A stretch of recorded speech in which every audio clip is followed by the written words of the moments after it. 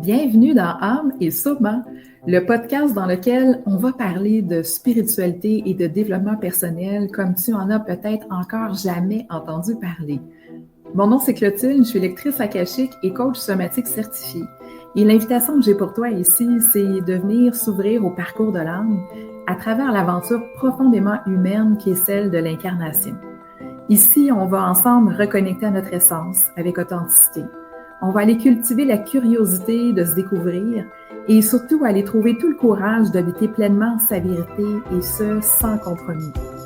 Parce qu'incarner qui l'on est, c'est pas un concept, c'est un chemin vivant, un chemin sur lequel l'âme, le corps et l'esprit se rencontrent pour nous permettre d'être et de manifester pleinement notre vérité dans ce monde. Bienvenue! Alors, bonjour, bienvenue tout le monde! Je suis super de bonne humeur aujourd'hui, puis surtout très heureuse de recevoir mon amie Lison. Et on se connaît depuis, là on est quoi? On est en 2026, ça fait 7 ans. 7 ans, je pense? Oui, ça fait 7 ans qu'on se connaît.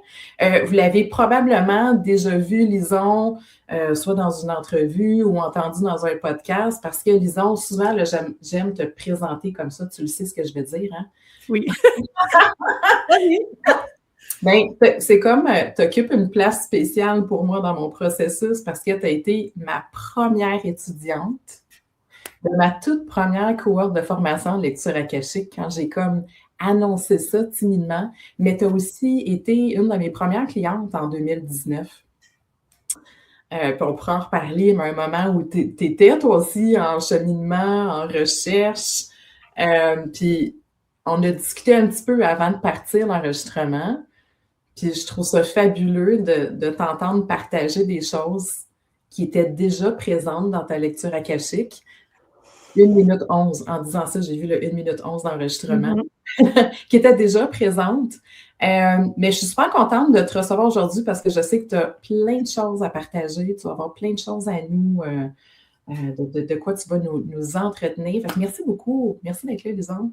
Allô, je suis contente d'être là avec toi aujourd'hui. Yes! On espère que ça se passe bien, des petits lags de connexion. Donc, en tout cas, au besoin, on fera des petites coupures. Lison, c'est le goût de peut-être, évidemment, faire ta présentation en arrivant ici. Qui es-tu? Qu'est-ce que tu fais de ta vie? Et après ça, j'ai plein de questions pour toi aujourd'hui. Oui, bien sûr, avec plaisir. Parce qu'en plus d'avoir été ta première élève en lecture akashique, je m'amuse à avoir plein d'étiquettes, hein, comme on a toutes. Donc là, je suis comme, OK, par laquelle je commence? Ben, ce que j'aime dire en premier quand je parle de qu'est-ce que je fais dans la vie, c'est que j'enseigne le tapping. Donc, j'enseigne la technique de libération émotionnelle, mais je suis aussi une révolutionnaire, une grande prêtresse, une lectrice akashique. J'ai une grande mission pour les femmes. Je suis là pour aider les femmes à sortir de la peur et des conditionnements du patriarcat. Et ça, j'aurais pas pu le découvrir sans l'Akash. Et je peux tout de suite faire une parenthèse? Ça va, tu m'entends, Lison? Que Lison, dans sa lecture akashique en 2019, là, je la voyais avec un cercle de femmes, puis c'est ça que j'arrêtais pas de lui dire pendant la lecture. Guider les femmes, accompagner les femmes, puis à l'époque, c'est pas ça que tu faisais. Tu étais dans, pas carrément autre chose, mais tu étais dans un autre domaine. Oui, j'ai commencé à l'âge de 27 ans, je suis retournée aux études, je suis allée étudier la naturopathie, ce qui faisait partie d'un de mes premiers processus de déconditionnement. Moi, je pense qu'on est appelé, certaines d'entre nous, à s'extraire des grands systèmes qui sont en place. Puis moi, le premier, ça m'a vraiment sauté dans le visage, là, à l'âge de 27 ans, j'ai fait comme, OK, le système de la maladie, comme je peux plus, comme je m'extrais, je vais me former. Fait que moi, j'étais vraiment certaine que ma mission, c'était ça. C'était par rapport à la santé, par rapport à l'alimentation, par rapport à prendre soin de nos temples, de notre corps physique.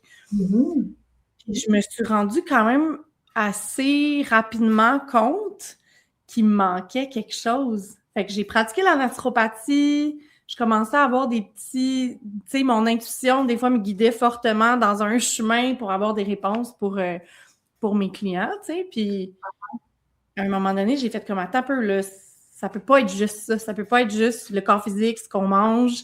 J'étais comme, toutes les émotions, tout le reste, tout le système nerveux, j'étais comme, il faut faire quelque chose avec ça aussi. Puis c'est quand je t'ai entendu parler des lectures akashiques, ça m'a vraiment amené le morceau de puzzle, je dirais même comme concret, qui me manquait. C'est comme si toute ma vie, j'avais été dans la spiritualité, j'avais été dans les pratiques de yoga, j'avais toujours été connectée, mais j'étais comme, comment je fais pour l'utiliser? T'avais-tu l'impression que c'était comme quelque chose de séparé de toi? Tu sais, qu'il y avait comme ton travail, ton emploi, il y avait toi, ta connexion. Parce que souvent, pour les gens, c'est un peu cette espèce de sensation-là que il y a quelque chose dans l'intime, dans mon lien à ma spiritualité, à quelque chose de plus grand. C'est comme, je vis ça de manière intime, mais je peux pas amener ça, par exemple, dans mon travail ou dans ma vie de tous les jours. T'avais-tu un peu cette impression-là? Oui, au début, c'était vraiment séparé. Mais rapidement, ça m'est arrivé de manière spontanée de recevoir des messages pour des gens. Puis là, j'étais comme, ben là, qu'est-ce que je fais avec ça? Puis là, j'ai décidé de transmettre les messages. Puis que là, quand j'ai vu l'impact, j'étais comme, OK, attends un peu, là. Tu te demandais d'où ça venait? Quand tu avais ces messages-là, est-ce que tu te demandais d'où ça venait? Ou tu avais déjà comme un peu, je veux dire, l'intuition que ça venait d'une forme de conscience ou d'intelligence plus grande? C'était quoi ton rapport à ces messages-là? Ben, je n'étais pas capable de le nommer, en fait, mais je le savais que c'était bienveillant, que c'était une énergie d'amour, que j'étais comme, c'est impossible que mes antennes reçoivent un message pour quelqu'un, puis que ça soit juste comme... C'était pas des pensées, c'était autre chose. Fait que j'étais pas capable Non, c'était pas mon cerveau. Fait que j'étais pas capable de dire comme d'où ça vient, de nommer le processus puis les affaires, mais je savais que ça arrivait pour une raison. Fait que j'ai toujours eu cette confiance en mes capacités, puis en la vie aussi. J'ai toujours su que j'allais faire quelque chose avec ça. Tu sais, j'étais tout petite, puis c'est comme les gens qui voyaient l'énergie me disaient « Ouh, spécial, t'as quelque chose. » Fait que j'étais comme « OK. » Oui. Mais je pense qu'on est plusieurs à avoir eu ces contacts-là enfants avec l'invisible. C'est juste que souvent, ça a été comme banalisé ou un petit peu, ça a passé sous le radar. Puis, tu sais, récemment, c'est drôle, je te partage ça, mais je suis allée faire une formation en soins énergétiques. Puis, on travaillait un petit peu avec la notion d'entité, tu sais, puis de faire du déparasitage. Puis, quand la prof a commencé à le faire, puis là, ils ont commencé à ramasser des entités parce que il y en a. Il y en a dans l'invisible. Là, j'ai fait comme, OK, attends un instant. Je les sentais toutes enfants. Ça m'est revenu, le feeling que j'ai eu à ce moment-là. Je me suis dit, je les sentais toutes enfants. Souvent, on l'a déjà, on les a, ces facultés-là, quand on est. C'est après, avec le temps, qu'on écrase, on devient juste rationnel. Fait que tout ce qui est invisible devient finalement, ça n'existe juste pas. Tu sais, tout ce qui est invisible, parce que ça n'existe pas. Mais en réalité, on l'a souvent tout expérimenté. On a eu un contact avec ça quand on était enfant. Mais moi, ça s'est passé de manière quand même, j'ai envie de dire, relativement extrême, parce qu'enfant, j'étais tellement ouverte que j'en suis arrivée à me rendre malade, là. Je dormais plus la nuit. J'avais des expériences de dimension, pas de dimension, mais de densité altérée. Là, j'étais comme, j'avais l'impression de léviter dans ma chambre. Tu sais, comme, quand même assez élevé, là.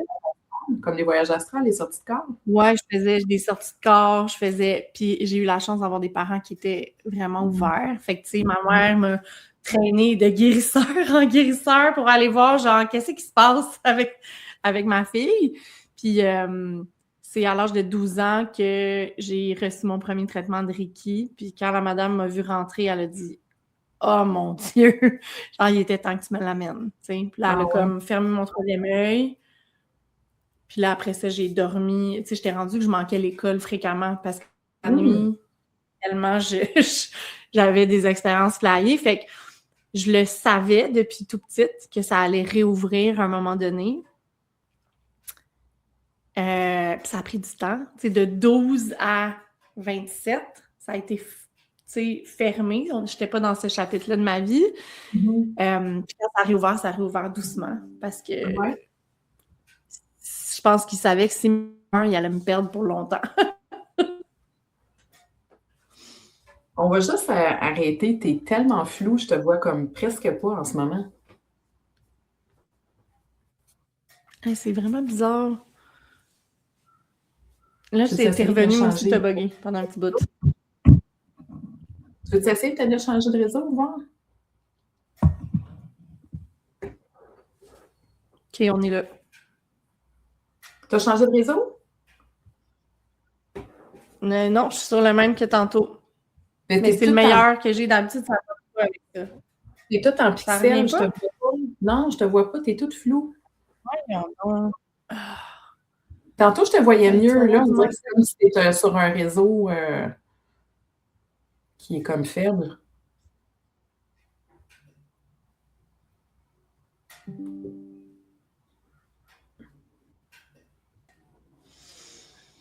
OK, on est revenu, on a fait une petite pause parce que j'étais en train de perdre Lisa, je la voyais plus, elle était comme dans un brouillard. Fait que là, toi, enfant, c'est ouvert, tu avais plein de connexions avec l'invisible. Ça s'est tout fermé à 12 ans parce que c'était trop envahissant. Puis là, tu commences la naturopathie, tu commences l'accompagnement, puis là, tu commences à avoir des intuitions, des messages, puis tu sens que ça commence à réouvrir. Oui, je sens que ça commence à réouvrir, puis là, je tombe sur toi. Boum! Puis là, je le sais, comme mon intuition, tout m'envoie là, des flèches fluo là, vers toi. Puis je le sais, moi, que je fais ça pour les autres. Fait que là, je m'inscris, puis là, dès le début, je suis comme, on apprend à ouvrir nos dossiers à nous. Je suis comme, je m'en fous de mes dossiers à moi. Je suis comme, moi, je vais aller ouvrir ceux des autres. Moi, je vais aller aider. Puis là, c'est comme, OK. Puis là, il n'y a personne dans la gang, à part moi, là, j'étais comme, non, moi, c'est ça que je m'en viens faire avec toi, tu sais. Mais tu faisais de la naturo encore à ce moment-là? Oui, je faisais de la naturo encore, puis ça a été un pivot. Oui. Que là, j'ai commencé à faire des lectures pour mes amis, puis là, ça a commencé comme ça. J'ai commencé à en faire à mon chum, ben là, je m'en faisais à moi, puis là, c'est ça, à mes amis, à mes clientes. Fait que j'ai comme ouvert, tu sais, sur les réseaux sociaux, c'était quand même un big deal, là, tu sais, c'est comme si j'avais réussi finalement à unir ma spiritualité cachée et mon travail. Et puis là, moi, j'ai le goût de t'entendre sur ton espèce de processus aussi que tu as vécu, parce que c'est en 2020, fait qu'en 2020, tu as commencé à l'offrir. Ouais. Mais tu sais, moi, je t'ai vu évoluer depuis les 6 dernières années, là, puis on est comme ailleurs. On est ailleurs, en fait. Fait que au début, j'ai vraiment fait comme, OK, je fais des lectures unitaires, là, tu sais, les personnes viennent me voir, j'ouvre les dossiers, puis on voit ce qui se passe, puis je réponds aux questions. Puis en fait, en 2021, j'ai fait une formation sur le EFT, fait que j'ai appris la méthode du tapping, j'ai travaillé énormément sur moi, puis là, je me suis aperçue, en fait, qu'au fur et à mesure que j'ouvrais des espaces, parce que c'était ça que ça m'a appris, dans le fond, la connexion à la cache, ça m'a appris à me centrer, me connecter à la terre, me brancher en haut. Puis, une fois que cette connexion-là, elle est faite, puis tu reviens dans le cœur, bien là, c'est comme si je me suis aperçue que j'avais ma saveur à ajouter. C'est ça. C'est ça, effectivement. Puis je me suis aperçue que j'avais ma saveur à moi, que j'avais mes... Tu sais, comme, mettons, je dis des fois en joke à mes clientes, bien, si tu veux savoir s'il faut que tu laisses ton chum, comme, viens pas me voir. Moi, c'est pas ça ma spécialité. C'est pas les relations, c'est pas... Comme, je peux l'ouvrir, là, la cache, puis on va sûrement, comme, recevoir de l'info. Mais moi, c'est pas ça qui me fait triper. Moi, je me suis aperçue qu'en fait, on pouvait aller poser des questions sur nos ancêtres, on pouvait aller poser des questions sur la médecine qu'on porte, sur nos lignées, sur... Puis Puis là, je me suis mis à ouvrir des espaces pour que les femmes connectent avec leur lignée ancestrale. Puis là, c'est comme au fur et à mesure que je me suis donné la permission, ben, j'ai découvert que je pouvais l'utiliser, mais vraiment avec une spécificité ou un angle un peu différent. Fait que là, je me suis mis à reconnecter les femmes à leur médecine, à recevoir de l'info des lignées, puis à vivre en fait une connexion comme ça, mais en groupe. Puis je me suis mis à porter des groupes à travers ces connexions-là. Fait que ça m'a permis aussi de reconnecter avec l'identité de la prêtresse que je porte. Vraiment, de la femme qui est connectée à la terre, qui est connectée aux étoiles, puis qui œuvre en fait avec son axe vertical et son axe horizontal, qui œuvre dans le collectif pour supporter les femmes qui sont sur un chemin d'émancipation, qui sont sur un chemin de liberté. Fait que la cache, c'était mon étincelle de départ. C'était mon piou. Oui. Ben pour ouvrir, en fait, pour revenir dans cette espèce de... Tu parles de l'axe, tu étais déjà sur ton axe horizontal, puis souvent, c'est ça dans nos vies, on est bien installé dans nos axes horizontaux, mais on n'est pas dans notre axe vertical, c'est-à-dire cette espèce de conscience-là, justement, qui nous guide. Puis c'est ça qui est intéressant quand on travaille avec les dossiers akashiques, c'est que, tu sais, toi, tu ne l'as pas juste fait pour les autres. L'utiliser pour les autres, ça t'a permis, toi, de revenir aussi dans ton propre alignement. Comme si quand on revient dans cette connexion-là, ben on ne peut plus se défiler de qui on est, de qu'est-ce qu'on est venu partager, comment est-ce qu'on est venu contribuer. Oui, vraiment. Puis, tu parlais justement de revenir dans cette verticalité-là, puis j'aimerais ça te poser la question, c'est quoi pour toi travailler avec la conscience et avec l'invisible? Parce qu'il y a peut-être des gens qui écoutent en ce moment et sont comme « Ah oui, OK, là, on connaît. » Mais c'est quoi? C'est quoi, premièrement, la conscience pour toi? Puis qu'est-ce que ça t'apporte de travailler avec l'invisible?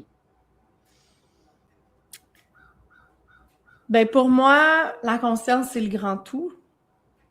Tu sais, c'est juste que selon nos croyances, selon nos pratiques religieuses, on va le nommer différemment.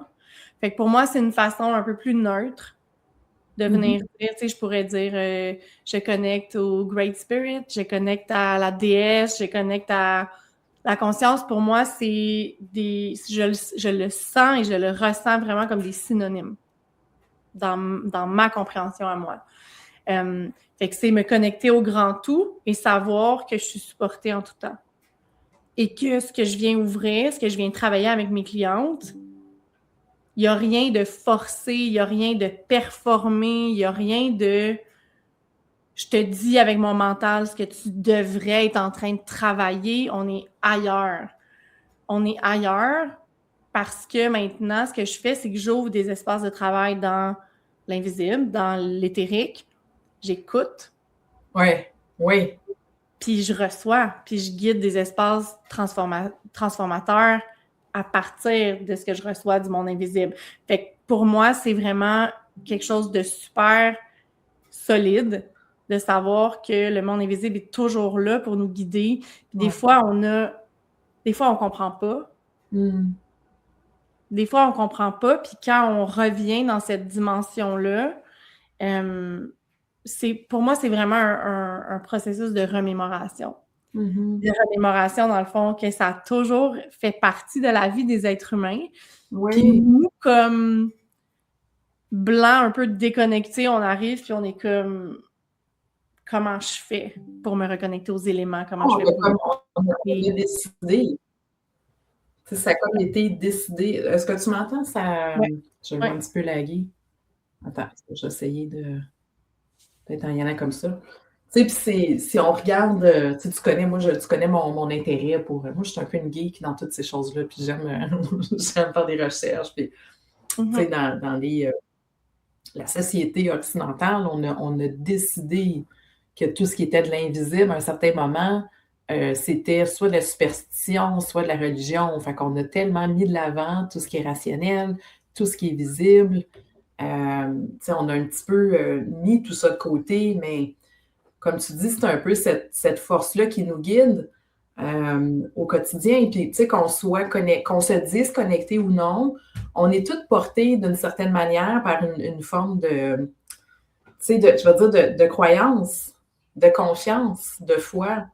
Parce que si on est encore ici en vie puis qu'on avance dans notre vie, c'est parce qu'il y a un petit filon en quelque part. Il y a quelque chose qui nous maintient. Tu sais, si ça n'avait aucun sens puis ça venait nulle part, tu sais, pourquoi qu'on serait encore là, finalement? Mm-hmm. Oui, je pense que le mot foi fait beaucoup de sens, dans le sens de foi en la vie, foi en le... Je le vois aussi beaucoup comme, tu sais, c'est l'énergie du vivant, en fait, qui nous guide. Ouais. C'est vraiment ça. Ouais. L'intelligence plus grande qui nous guide, tu sais, puis c'est ça qui est des fois difficile à intégrer, je dirais, pour, je vais dire, le commun des mortels, mais pour tout le monde, parce qu'on veut tellement tout contrôler. Mais le plus qu'on contrôle, le plus qu'on se coupe finalement de cette intelligence-là, du vivant qui est là. Qu'est-ce que la vie est en train de me dire? Qu'est-ce que mes ressentis sont en train de me dire? Si je me place justement en écoute, qu'est-ce qui peut monter spontanément? Qu'est-ce qui monte spontanément à l'intérieur de moi?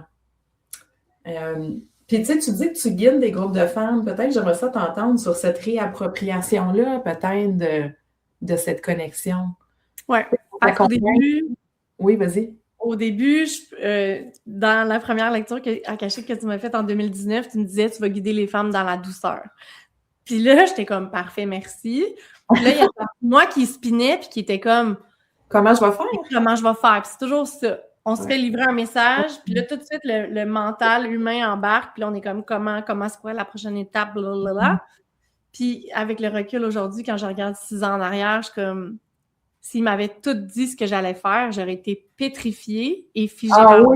C'est pour ça que l'on m'a dit. Je ne pouvais pas me le dire. J'aurais pas avancé. J'aurais fait c'est too much. Non, merci. Il y a bien trop d'initiation là-dedans. Puis tu sais, puis il y a ça aussi. Je vais te laisser après parler, mais on confond souvent le fait d'être guidé puis de faire confiance à la vie avec la facilité. Beaucoup dans le domaine spirituel, c'est comme « Ah, mais si c'est aligné, ça va être facile. » Non. Si c'est aligné, ça va te permettre de te révéler. Mais tu vas en rencontrer des initiations parce qu'on est dans des processus pour nous révéler, pour nous connaître. C'est des processus qui sont confrontants. On est amené à nous confronter. Fait que je trouve ça intéressant ce que tu dis. Tu sais, avoir su, jamais j'aurais pris ce chemin-là. Je serais restée dans mon confort et dans ma facilité. Vraiment, vraiment. Je serais restée là puis j'aurais pas bougé, en fait. Puis fait que ça n'a pas été le choix le plus...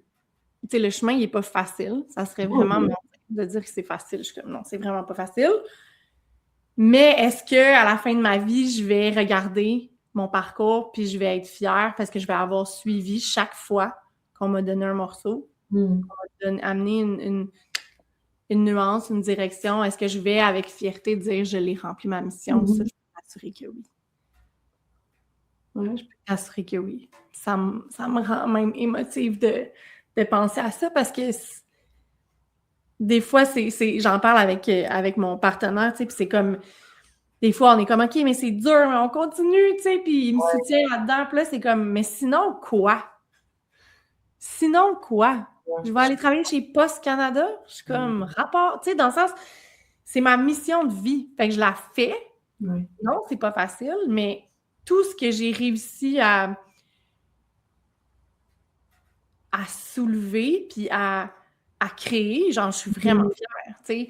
Puis c'est un peu là où est-ce que je voulais aller dans notre discussion, c'est-à-dire que je me suis rendu compte avec le temps, puis à force d'ouvrir des espaces dans l'énergie, que j'avais simplement besoin d'avoir une intention, de la nommer haut et fort, là, tu sais, pas juste une petite intention, tu sais, comme j'avais besoin de rester en méditation, je me connectais, puis j'étais comme, OK, qu'est-ce qu'on fait comme travail, tu sais, dans cet espace-là, pour pas que ça soit juste comme, pas superficiel, mais que ça manque de profondeur, tu sais, fait que je travaillais toujours l'intention, la profondeur, puis je me suis rendu compte, en fait, que selon la saison, selon ce qui se passait dans le ciel aussi, bien, je recevais des messages, des archétypes du féminin divin pour ramener cette énergie-là sur la Terre. Puis c'est ça que mes clientes viennent chercher souvent. Ça, je veux vraiment que tu m'en parles parce que je savais que tu travaillais avec les ancêtres, mais tu m'as parlé de ça tantôt, puis je suis comme, oh, c'est vraiment intéressant. Ouais. Parle-moi-en un peu plus Ouais. de ces connexions-là que tu fais. Dans le fond, ça, je m'en suis rendu compte, je pense que ça doit faire à peu près 1 an quand j'ai ouvert un espace de 3 mois qui s'appelait la permission. Donc, je me suis donné la permission et j'ai donné la permission à mes clientes comme de vraiment comme tout ouvrir puis faire comme, OK, qu'est-ce que ça fait si on se donne la permission à 100%? Puis là, c'est ça qui est arrivé. Je me suis mis à channeler. Au début, je ne savais pas c'était qui. C'était toujours des énergies, tu sais, très... On est toujours dans un espace de travail hyper protégé, mais c'était toujours des énergies du féminin divin qui se présentaient. Puis des fois, je n'arrivais pas toujours à nommer c'était qui. Comme la première qui s'est présentée, en fait, au début, c'était les éléments. Fait que j'ai channelé les éléments. Fait que je recevais des messages de l'eau, des messages de l'air, des messages de la terre et du feu. Fait que là, je transmettais ça à mes clientes. Puis là, après ça, tranquillement, ça s'est modifié en j'ouvre l'espace, il y a une énergie qui arrive, je channel un message, puis là, après, avec la logique de mon cerveau humain, je me dis hey, je pense que c'est Perséphone qui est venue nous parler. Fait qu'il y a eu Perséphone, il y a eu Sophia, il y a eu Marie-Madeleine qui est là vraiment souvent, elle est vraiment là souvent. Qui y a eu d'autres? C'est toujours des archétypes. Kali était là aussi. Lilith est déjà venue aussi. Fait que pour moi, c'est vraiment une façon d'aller transmettre cette énergie-là du féminin divin qui a tellement besoin de revenir sur la Terre, qui a tellement besoin, puis qui fait ouvrir. Tu sais, ça fait ouvrir notre voix, ça fait ouvrir notre cœur, ça nous donne une compréhension complètement différente de l'histoire de la femme, de pourquoi est-ce qu'on est ici en 2026. Beaucoup d'entre nous sommes toutes prises dans l'expression de notre voix, on n'est pas capable de s'exprimer, on est pleine de conditionnements, pleine de peur. Puis moi, j'ai toujours eu comme un petit point d'interrogation dans ma tête de dire, mais comment ça se fait? Comment ça se fait que je suis autant pognée? Comment ça se fait que je suis comme d'où ça vient? Tu sais, fait que c'est en creusant cette question-là, puis en m'apercevant aussi que je n'étais tellement pas la seule, que j'ai fait le temps, là. Cette histoire-là, elle est collective. Puis là, c'est en creusant l'histoire de Marie-Madeleine que je me suis aperçue qu'on nous avait arraché notre mythe fondateur. Ouais. Et qu'à cause de ça, on se retrouvait à prendre des réponses un peu partout, mais avec une histoire qui reflète jamais notre puissance, en fait, qui reflète jamais qui on est, qu'est-ce qu'on porte. Je trouve ça vraiment intéressant, puis je comprends le chemin que tu as fait, puis pourquoi tu en viens aussi à parler de l'importance de déconstruire le patriarcat. Ouais. C'est pas juste le patriarcat de, comment je peux dire, là, tu sais, porter un corset, puis non, c'est comme, c'est vaste, c'est beaucoup plus vaste que ça. C'est toute cette renonciation-là aussi qu'il y a eu du pouvoir féminin. Depuis très longtemps, pas depuis 200 ans, 300 ans, depuis, non, 2000, 3000 ans, je ne sais pas exactement, mais c'est gros, là. Je comprends, ça m'amène à comprendre ce que tu partages, puis je trouve ça vraiment, je trouve ça vraiment intéressant. Je trouve ça vraiment intéressant de t'entendre parler de ça. J'ai goût de te poser une question qui tue. Vas-y. Merci. Parce que là, tu parles de channeler les archétypes. Ouais. Est-ce qu'il y a un moment où tu as pensé être folle? Non. OK. Non, vraiment pas. Plus jeune, tu sais, quand il m'arrivait plein d'affaires que je n'étais pas capable de contrôler, qui me faisaient peur, ça, oh mon Dieu, je m'endormais le soir en pleurant, je disais à ma mère, pourquoi je ne suis pas comme les autres? Pourquoi je ne suis pas normale? Pourquoi je ne suis pas comme ma soeur? Pourquoi pourquoi ça m'arrive? Je veux pas, je veux juste être normale, tu sais. Fait que jeune, oui, j'ai pensé que j'étais folle. Puis c'est drôle parce que j'ai fait un reel sur Instagram en fin de semaine là-dessus. Si mes parents n'avaient pas été ouverts, je serais en psychiatrie, là, les amis. Wow, ça, c'est un vaste sujet. Je le sais. Très vaste sujet. Je le sais. J'ai récemment un TED Talk Ah, je te l'ai envoyé d'ailleurs. Je sais, je l'ai écouté. Fait que c'est quoi la ligne entre la psychose puis l'éveil spirituel? C'est un grand Parce que sujet. dans d'autres pays, dans d'autres cultures, ce que nous, on qualifierait d'un schizophrène, d'une personne en psychose, il est envoyé chez le chaman parce qu'il est en train d'ouvrir des espaces. Bref, on n'est pas en train de dire aux gens, allez voir un chaman si vous faites des psychoses. On vit dans notre société, mais toujours est-il que quand on regarde comment ça se passe, dépendamment des cultures, on n'a pas une lecture qui est unique et identique de ces phénomènes-là. Mais je te pose la question parce que souvent, les gens se disent, ben là, si tu entends des voix, c'est parce que tu es fou. Ouais, mais c'est ça. Je pense que le moment où est-ce que ça ouvre puis où est-ce qu'on affine tout ça, je pense c'est vraiment important d'être entouré, là. Ça, je pense que c'est une des clés parce que c'est vrai que la ligne est mince des fois entre, tu sais, puis je sais qu'on a travaillé aussi avec le Internal Family System toutes les deux, puis c'est comme, comment est-ce que tu fais pour faire la différence entre une partie de toi qui te parle, qui t'envoie des émotions, des messages, qui te signifie des choses des fois quand même assez lourdes, puis une énergie qui vient d'ailleurs, ben c'est vraiment pas la même vibe. Beaucoup dans tes formations, l'énergie de la cache ou du féminin divin va toujours être quelque chose de tellement dans une vibration d'amour, tellement soft. Oui, ça m'est déjà arrivé que mes guides me disent, exemple, OK, là, genre, tu peux t'arrêter de niaiser, vas-y. Mais jamais, il n'y a jamais d'émotion rattachée. Il n'y a jamais de jugement. De jugement. On n'est pas là-dedans. On est toujours dans quelque chose de super, j'ai envie de dire, voluptueux. Puis on le sent dans l'expérience. C'est tant nous, quand on transmet, que les gens qui reçoivent, il y a quelque chose qui est vraiment dans l'expansion.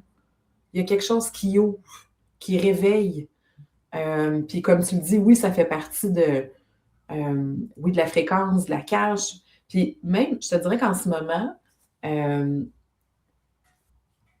je me lance-tu là-dedans? OK, je le fais. Vas-y. Vas-y.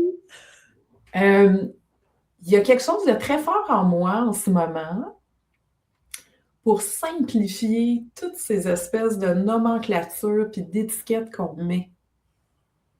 Tu sais, est-ce que je suis dans mes dossiers akashiques? Est-ce que c'est mon âme? Est-ce que c'est un guide?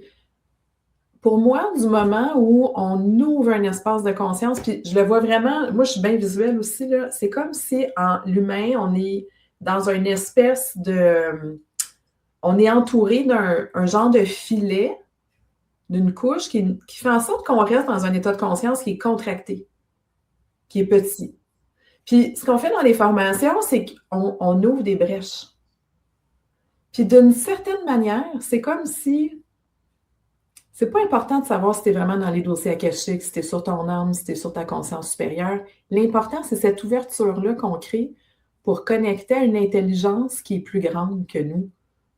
Une intelligence qui sait, qui possède la connaissance. Fait qu'on l'appelle le dossier akashique. Puis j'ai un petit peu, je serais curieuse de t'entendre peut-être là-dessus, mais j'ai un petit peu l'intuition que dans les prochaines années, tous ces termes-là vont disparaître. Parce qu'on se rend compte qu'il y a, finalement, il y a oui, il y a plein de strates de conscience, oui, mais il y a une conscience intelligente. Ouais, ben en fait, je me suis beaucoup posé la question au début quand j'ai commencé à me former parce que je pense que j'étais beaucoup dans ma tête. Puis de le vivre continuellement, à un moment donné, j'ai arrêté de me dire ah, c'est une lecture akashique. Ah, c'est ça. Je commence à s'en fout, en fait. C'est un peu ça que j'ai envie d'amener comme distinction. C'est comme la conscience travaille. Puis on est les facilitateurs, en fait, de la conscience. Puis moi, c'est souvent ça qu'ils me disent quand je vais ouvrir les dossiers akashiques où je me connecte à la conscience. Pour moi, ils me disent, oublie jamais ta posture de facilitatrice. Parce que j'ai des fois essayé de planifier c'est quoi qui va se passer dans mon processus, c'est quoi qui va se passer dans mon expérience, qu'est-ce que je vais faire vivre à mes clientes, puis ils sont comme, excuse,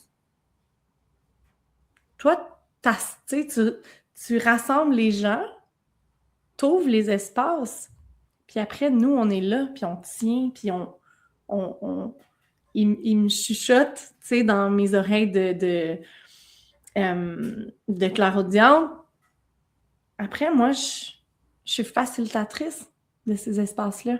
Mhm.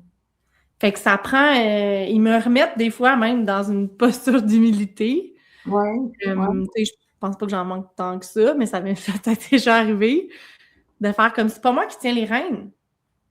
Je suis facilitatrice de qu'est-ce qui ouvre pour les femmes. Je suis formée avec une approche qui est très sensible au trauma, tout ça. Fait que, Ouais. bien sûr, ça fait partie de ce que j'amène comme de ce que je cultive, je pense, comme espace sécuritaire. Mais ouais, on est un peu les messagères, les facilitatrices, en fait, de ces expansions de conscience-là qui arrivent sur la Terre, puis que c'est comme, il faut que ça continue, là. Puis de ramener les gens dans cet espace-là. Tu sais, je trouve qu'en ce moment, en ce moment, probablement, c'est pas contemporain, parce que Patanjali, il y a 2000 ans, parlait de la même affaire, mais on est beaucoup, comme on disait, sur le plan horizontal. Les gens sont dans leur mental, puis on oublie qu'on est nourri, on oublie cette force-là, puis cette intelligence-là du vivant qui nous guide. On oublie aussi l'humanité à travers nous dans cette connexion-là. Puis peut-être la dernière question, puis après, je veux que tu me parles un petit peu de qu'est-ce que tu mets en place, mais ce que je voulais te poser comme question, c'est qu'est-ce que ça apporte pour toi d'accompagner les gens avec ces espaces de conscience-là? Qu'est-ce que tu observes? Qu'est-ce que tu vois chez les femmes que tu accompagnes? Dans le fond, en quoi c'est pertinent? Parce qu'on peut se dire, ben, moi, je vais aller voir un psy, ou je vais juste manger mieux, ou je vais aller au gym. C'est quoi l'espèce de, je ne vais pas dire plus-value, mais en tout cas, tu penses que tu comprends ma question? Ouais. Ben, c'est que ça vient remettre les femmes sur leur vrai chemin d'initiation.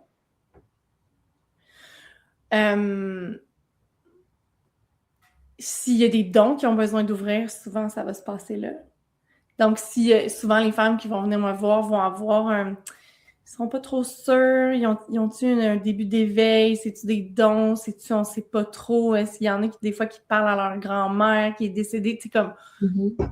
Puis ça remet, en fait, sur le chemin initiatique de notre propre vie, puis ça vient propulser, fait que ça vient créer un momentum, puis avancer d'une manière qui est très sentie, qui est dans le corps aussi, qui n'est pas juste « je vais aller régler mes traumas, puis je vais aller en parler, puis c'est correct. Si on a besoin de faire ça, on y va. » Mais ça ramène cette dimension-là très spirituelle dans un travail concret parce que les femmes vivent des initiations extraordinaires.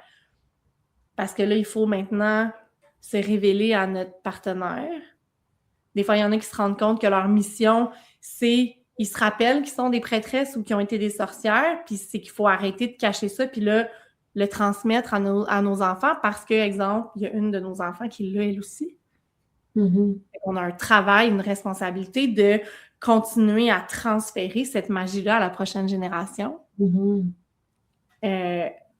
Arrêter de se cacher. Fait que, tu sais, c'est beaucoup ça.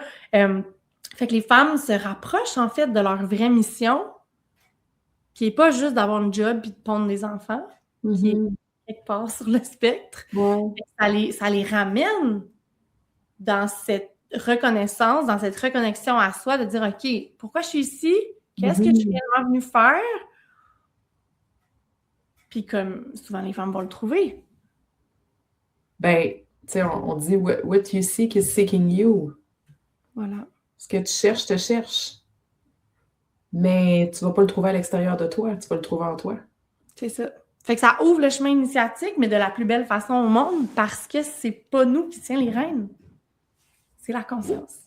Puis la conscience, elle est en chaque personne, en chaque individu. Il n'y a personne qui est coupé de sa conscience. On pense qu'on est coupé de notre conscience. On ne l'est pas. Quand on revient dans cette connexion-là, on les a, nos réponses. On les a, nos indices. Ouais. On se reconnecte sur qui on est pour comme j'aime bien dire, se remplir de soi. Mm-hmm. On se remplit de nous-mêmes par nous-mêmes. C'est ça qui est extraordinaire parce que c'est là, c'est à l'intérieur, mais on l'oublie au quotidien. Tout va vite. On l'oublie. On déconnecte de nous, on déconnecte des autres, on déconnecte de la planète, on déconnecte de tout. par juste une espèce de foisonnement du mental qui arrête jamais, finalement. Ouais. Et qu'est-ce qui t'occupe en ce moment? J'aimerais ça que tu en parles un petit peu, parce que je trouve ça intéressant Ouais. aussi de voir où est-ce que tu en es, puis ta contribution, elle est où en ce moment?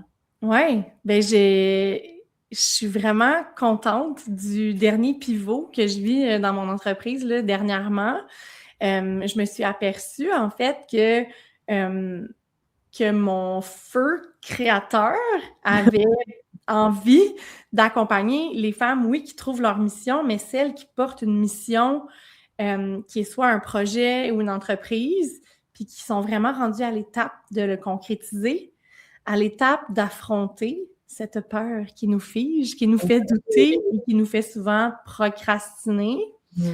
Fait que c'est là où est-ce que mes connaissances sur le système nerveux sont vraiment comme un outil incroyable pour réussir à ce qu'ensemble, on avance, on s'entraide, puis on réussit à mettre nos projets out there. Parce que c'est vraiment correct si notre mission, elle est autre, si notre mission, c'est d'être, je sais pas moi, la matriarche centrale de notre famille, puis si c'est vraiment cool. Mais je le sais que quand on porte un projet de cœur qui mijote depuis peut-être longtemps, se lancer dans le vide, c'est vraiment quelque chose qui fait peur, puis on a besoin d'être accompagné. Fait que j'ai mis au monde le Mastermind Fougue, qui est un mastermind pour les femmes spirituelles, les femmes connectées, qui ont envie d'aller vivre cette expérience-là, de mettre au monde leur mission, de faire un projet avec, qui sont un peu encore inconfortables, qui ne savent pas trop, ou qui ont lancé dernièrement, mais qui se retrouvent bloqués avec des enjeux de procrastination, de doute, de visibilité, toutes ces peurs-là qui peuvent émerger dans la vie d'entrepreneur, parce que toi et moi, on connaît bien. Quelle idée de quoi tu parles? Fait que c'est vraiment la direction que je prends avec mon entreprise dernièrement. Je suis super contente, super heureuse et motivée. Donc, le Mastermind Fougue commence le 23 avril. Oui. C'est sur application seulement. Fait que si, bref, toutes mes infos vont être où vous je vais les partager. C'est super pertinent pour mes étudiants, mes étudiantes. J'ai quelques hommes, mais toi, je pense à un espace réservé pour les femmes. Mais justement, si vous sentez que c'est le moment de vous lancer. Puis récemment, je ne sais plus qui j'écoutais, mais il dit, quand on se pose la question, est-ce que je devrais le faire ou non, il est déjà trop tard.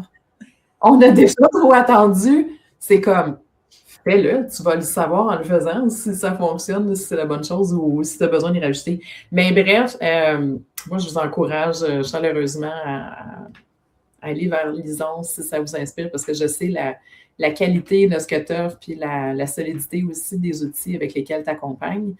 Ça, c'est précieux. On a parlé, oui, de conscience, de spiritualité, mais je pense qu'on se rejoint dans cet ancrage-là aussi très humain, tu sais, de respecter le cheminement de la personne, d'être trop informé, le système nerveux, ça, c'est la base, c'est notre matière première avec laquelle on avance, donc on peut pas ignorer tout ça. Donc, je vais mettre toutes les infos sous la vidéo. Merci beaucoup, Lison. Ça fait plaisir. Est-ce qu'il y a quelque chose que tu aimerais rajouter avant qu'on se laisse? Je pense que le monde ne peut plus attendre, en fait. Je pense que quand on regarde l'état du monde, ça peut nous faire peur ou nous donner un petit coup de pied pour nous dire « Et si je prenais ma place? Et si chacune d'entre nous, on prenait notre place? » Puis que ça changeait. Tu sais, ça émanait, puis ça créait un nouveau courant, une nouvelle culture, un nouveau mouvement dans le féminin collectif, mais je pense qu'on est rendu là. Merci beaucoup. Plaisir. À bientôt. Bye.